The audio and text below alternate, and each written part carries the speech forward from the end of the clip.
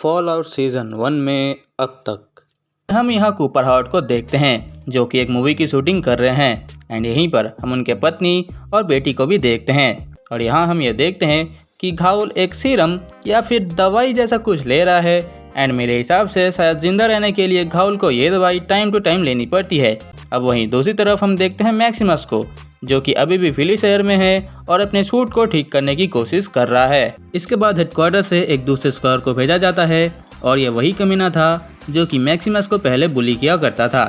And after this ये दोनों अपने मिशन को पूरा करने के लिए निकल पड़ते हैं और यहाँ उसकी मुलाकात होती है एक बहुत ही बड़े और पावरफुल एबोमिनेशन से। वो लूसी को देखने के बाद ही हमला कर देता है एंड जब लूसी पलटवार करती है तो वह विल्सिक के सर को लेकर भाग जाता है। अब इसके बाद घाउल लूसी को एज ए चारा यूज करता है ताकि वह बड़ा सा जानवर इनके तरफ आए और घाउल उसे मार सके, बल्कि लूसी अपने बचाव में घाउल के उस दवाई वाले बैग को इस जानवर के मुंह में फेंक देती है जिसके वजह से घाउल की वो सारी दवाइयाँ बर्बाद हो जाती है। तो अब इसीलिए घाउल लूसी को एक रस्सी से बांधता है और उसको खींचते हुए उन दवाइयों को खरीदने के लिए जाता है। एंड इसके बाद हम मैक्सिमस और उसके स्क्वायर को देखते हैं जो कि एक म्यूटेंट ट्रैकिंग डिवाइस की मदद से उस बड़े से जानवर के पास पहुंच चुके हैं। उस स्क्वायर को तो वो जानवर आधा निगल ही चुका था कि तभी मैक्सिमस आकर उसको खींचने की कोशिश करता है और जब वो उल्टी करता है तो विल्सिक का सर भी बाहर आ जाता है, यानी कि अब वो सर मैक्सिमस के पास है। अब आगे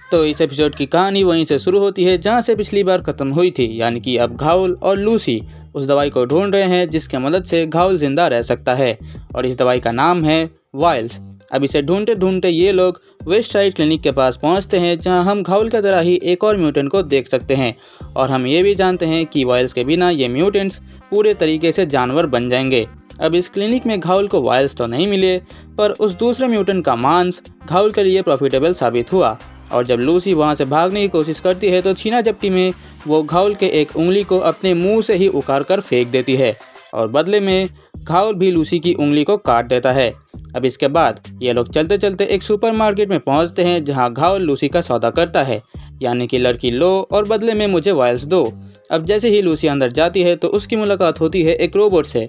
पहले तो ये रोबोट बहुत ही अच्छा काम कर रहा था, लाइक उसने लूसी के उस उंगली के बजाय एक और नई उंगली लगा दी, पर इसके बाद हमें यह पता चलता है कि ये लोग तो यहाँ इंसानों के बॉडी पार्ट्स को ही निकाल लेते हैं। एंड इसके बाद यहाँ हम काफ़ी सारे अदर म्यूटेंट्स को और 2 लोगों को भी देखते हैं जो कि इस पूरे जगह को मिलकर चलाते हैं। अब जैसे ही वो रोबोट लूसी का ऑपरेशन करने ही जा रहा था कि तभी यहाँ लूसी पलटवार करती है और उस रोबोट को काइंड ऑफ तुम कह सकते हो कि अपने साइड में कर लेती है। अब उसी रोबोट के ज़रिए वो उन 2 लोगों को धमकाती है कि देखो उन म्यूटेंट्स को छोड़ दो वरना मैं तुम्हें मार दूंगी। और जैसे ही वो उन म्यूटेंट्स को छोड़ते हैं तो उनमें से कई सारे ऐसे भी म्यूटेंट्स थे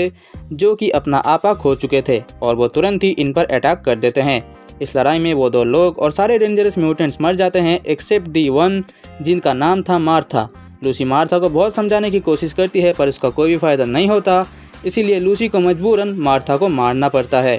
और सुपरमार्केट से निकलने के बाद हम ये देखते हैं कि वाइल्स के बिना घाउल की हालत काफ़ी ख़राब हो चुकी है, तो इसीलिए यहाँ लूसी थोड़ा सा तरस खाती है और घाउल को कुछ वाइल्स देकर चली जाती है। अब वहीं दूसरी तरफ हम देखते हैं लूसी के भाई नॉम को जो कि अभी भी बहुत ही गुस्से में है क्योंकि यहाँ पर ऑलरेडी एडवर्टाइजमेंट शुरू हो चुकी है कि अगला लीडर कौन बनेगा। अब यहीं पर एक मेंबर नॉम को यह समझाती है कि देखो बेटा, हम सभी ने किसी न किसी को खोया है, बस मैं इतना ही कहूँगी कि कोई भी गलत कदम मत उठाना। अब इसके बाद नॉर्म अपना काम करने लगता है जो कि उन रेडर्स को खाना खिलाना है जो कि ऊपर से आए हैं। अब वहीं पर नॉर्म की एक कैदी से बात होती है कि देखो मैं ज़्यादा कुछ नहीं जानता पर इतना ज़रूर जानता हूँ कि वॉल्ट 32 वाले मासूम तो बिल्कुल ही नहीं थे। अब इसी बात को सुनकर नॉर्म और वो गेट कीपर अगेन वॉल्ट 32 में जाते हैं जहाँ उन्हें ये पता चलता है कि ये सब कुछ तो यहाँ बहुत पहले ही हो चुका था, यानी कि रेडर्स के हमले से पहले ही इनकी हालत ख़राब हो चुकी थी। ये सब कुछ देखकर तो यही लग रहा है कि इन्होंने ही एक दूसरे की जान ले ली है, पर ऐसा उन्होंने क्यों किया?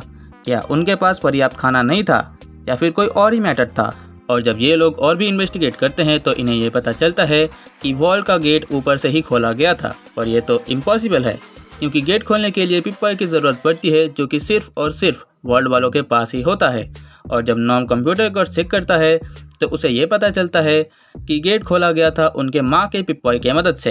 एंड एट लास्ट हम घावल को देखते हैं जो कि अब उस सुपरमार्केट में घुसकर उन सारे वायल्स को चोरी करता है और आराम से वहीं बैठकर अपनी ही एक मूवी को देखता है जिसकी शूटिंग हमने पहले वाले एपिसोड में भी देखी थी। और इसी के साथ इस एपिसोड को एंड किया जाता है। अब देखो, यहाँ से कहानी और भी इंटरेस्टिंग हो जाती है और थोड़ी सी सेंस भी बनाती है, क्योंकि सबसे पहले हमें यह जानना है कि वॉल्ट 32 की हालत बहुत पहले ही खराब क्यों हो चुकी थी एंड नॉर्म और लूसी के माँ का पिप-बॉय बाहर ऊपर वाले दुनिया में कैसे गया। क्या इसीलिए मोल्डोवी ने इनके पापा को किडनैप किया या फिर इनके पापा ने भी कुछ कांड किया है? मुझे तो लगता है कि इनके पापा भी मिले हुए हैं। खैर, इन सारे सवालों का जवाब हमें मिलेगा नेक्स्ट एपिसोड में। तब तक के लिए अगर आपने कोई भी प्रीवियस एपिसोड मिस कर दिया है तो उसका लिंक आपको डिस्क्रिप्शन में मिल जाएगा।